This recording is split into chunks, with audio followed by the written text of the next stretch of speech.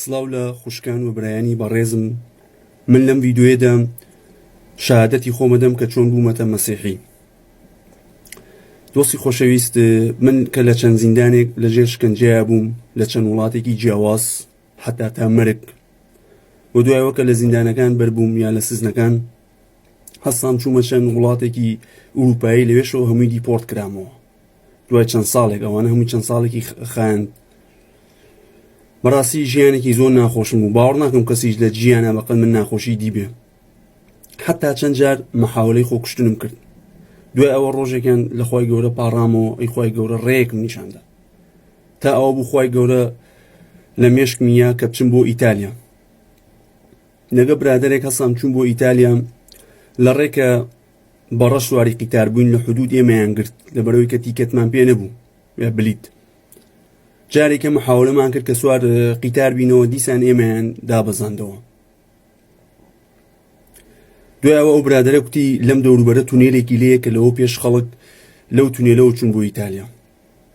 ئێمە گەڕین و تونێلەکەمان دیەوە کە تونێلەکە 14 کیلۆمتر بوو. تونێلەکە تاریکیش بوو و ئێمە چرای مۆبایلەکانمان هەڵکرد. تقریبا لە نیوەی تونێلەکەیە بووین کە پەیکەرێکی پیرۆزی ئیسای پیرۆزم دی. بەڕاستی ئەو تونێلەی ڕوونا کردبوو. لەژێر ئەو پەیکەرەشە سندوقێکی تیا بوو کە یەکیۆرۆی بوو کە بە هەمووی بۆ 48 یۆرۆ کە ئێمە پارەشمان پێ نەبوو. دوای ئەو پارەیەمان دا بە خواردن لە ئیتالیا. دوایەوە من بیرم کردەوە لەو تونێلە تاریکەیە خوای گەورە لە بیری منا بووە. لەوە بوو کە من بەڕاستی دڵی خۆم پێشکەش کرد بە ئیسای پیرۆز.